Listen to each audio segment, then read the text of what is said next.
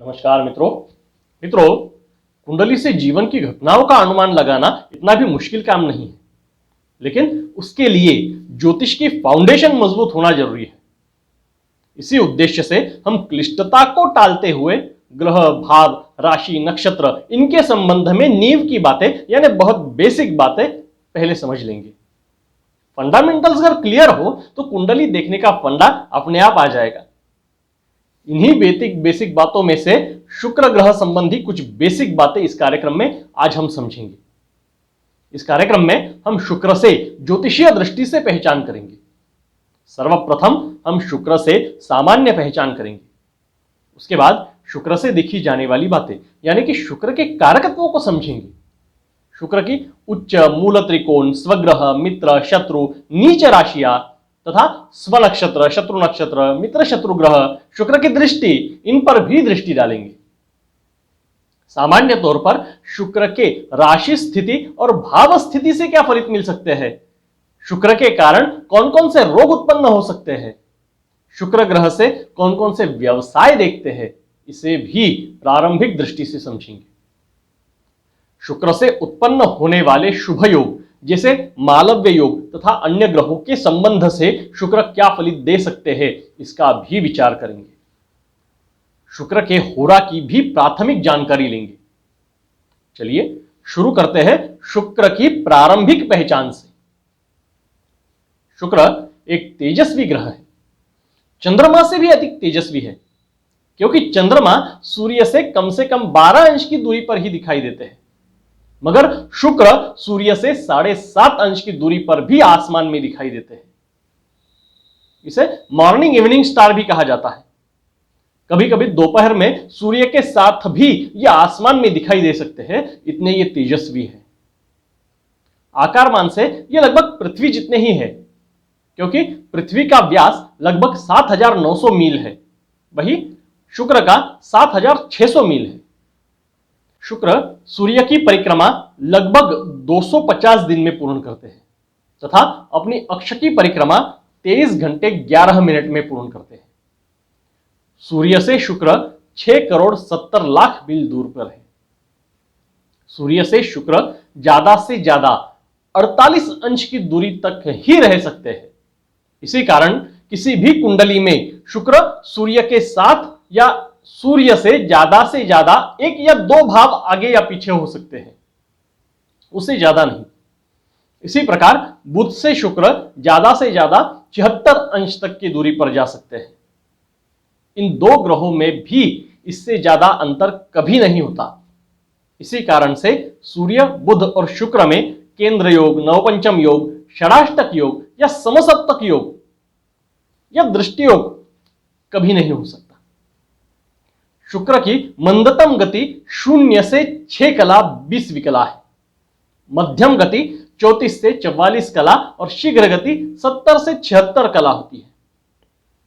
एक पौराणिक कथा अनुसार शुक्र ब्रह्मदेव के पुत्र भृगु ऋषि के पुत्र है, इसी कारण इन्हें भार्गव भी कहा जाता है। ये ब्राह्मण तथा असुरों के गुरु है। गुरु ग्रह के बाद यह सबसे शुभ ग्रह है। यजुर्वेद तथा वसंत ऋतु पर शुक्रदेव की सत्ता है। इसे स्त्री तत्व का ग्रह मानते हैं। यह रजोगुनी है। शुक्र को काम विकार, प्रेम, सौंदर्य, वैवाहिक सौख्य, आराम, विलासिता इनकी देवता मानते हैं। वृषभ और तुला शुक्र की स्वराशियां है। तुला राशि का पूर्वार्ध इनके मूल त्रिकोण में आता है। मीन राशि में ये उच्चके होते हैं तथा मीन राशि के 27वें अंश में शुक्र परम उच्च स्थिति में माने जाते हैं।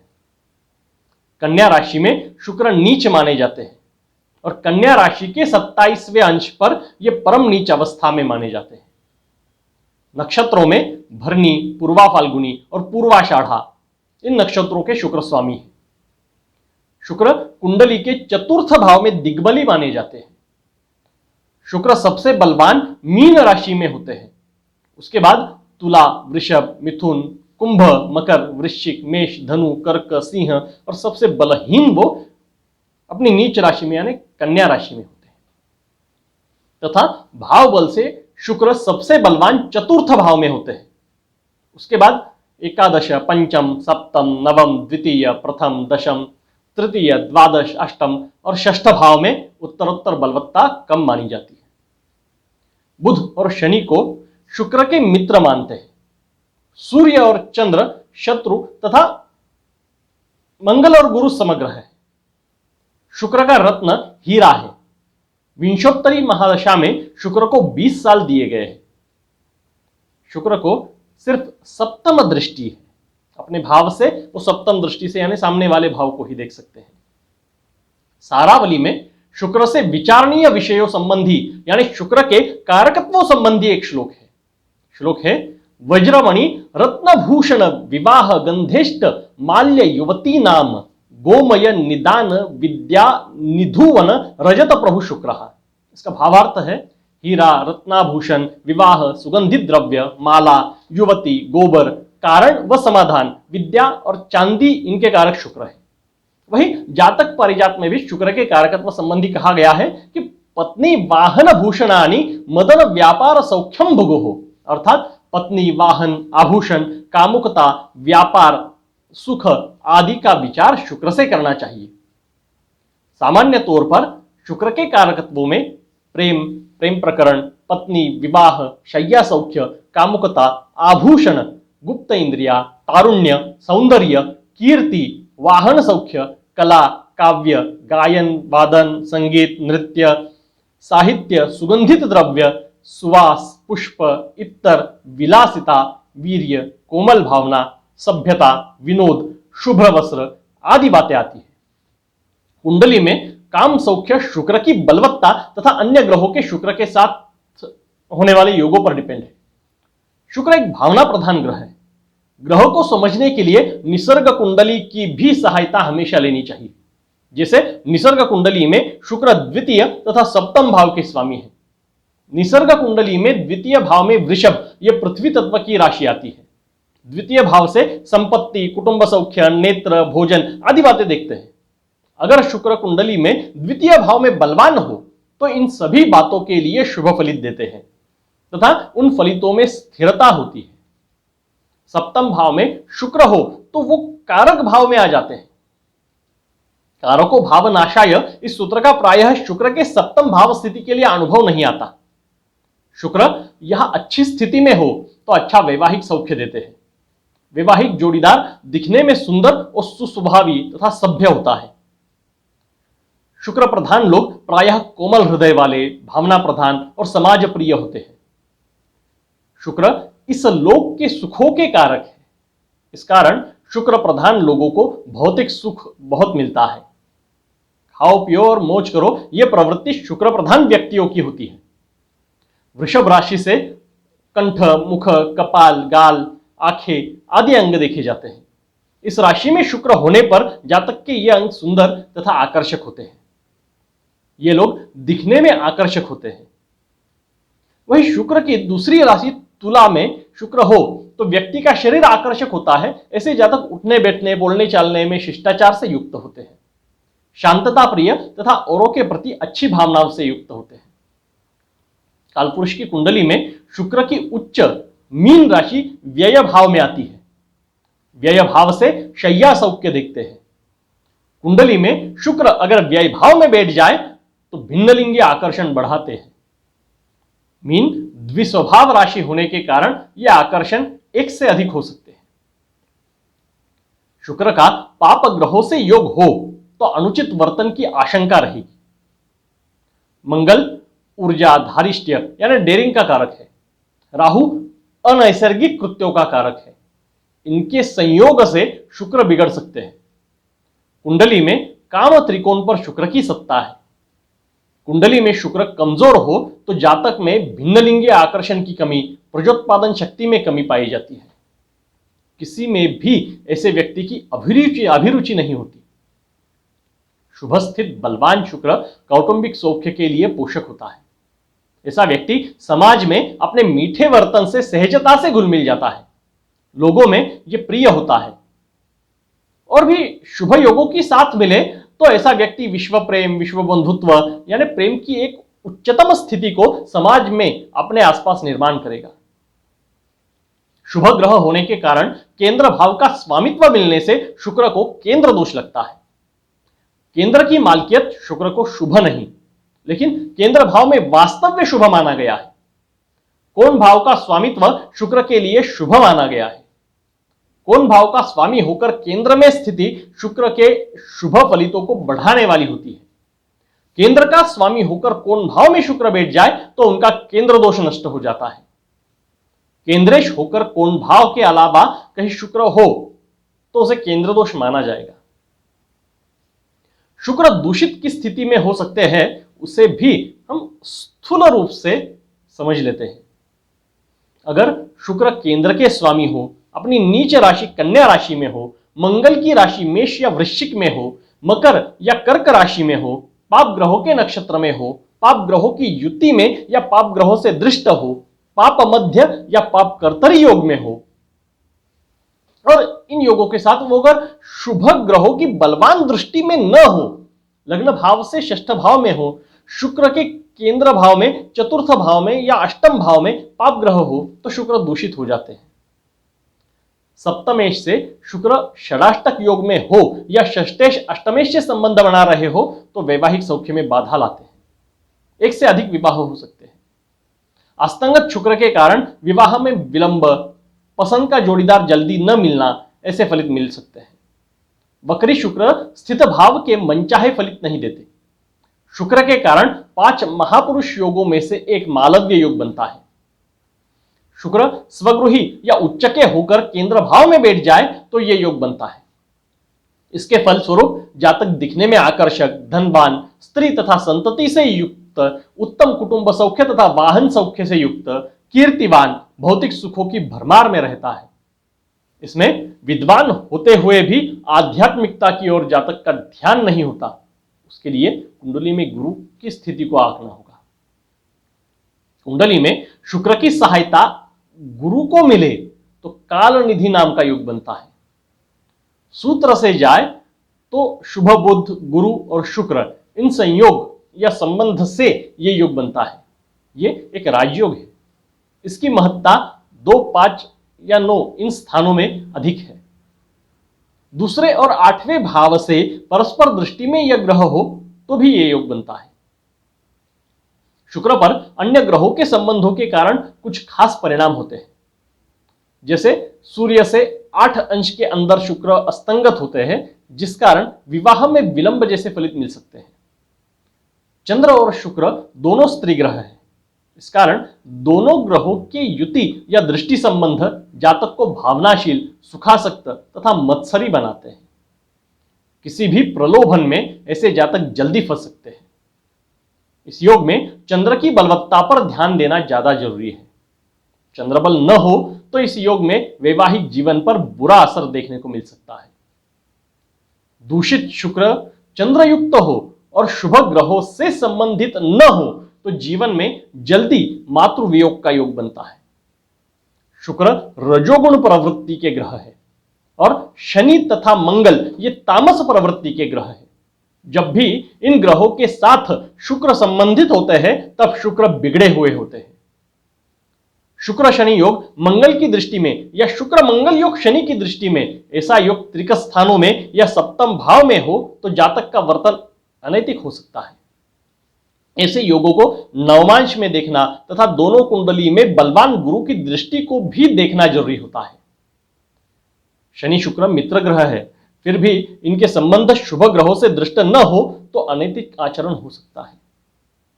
मंगल ऊर्जा का कारक ग्रह है और शुक्र कामुकता का। इस कारण इनकी युति में जातक कामुकता के बारे में ज्यादा सोचने वाला हो सकता है।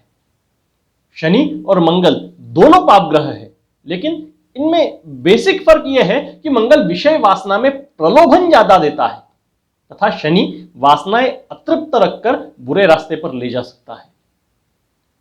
शुक्र राहु, शुक्र केतु ये योग और भी अनिष्ट फलित उत्पन्न कर सकते हैं। ये सभी योग सिर्फ जानकारी के लिए यहां बताए गए हैं।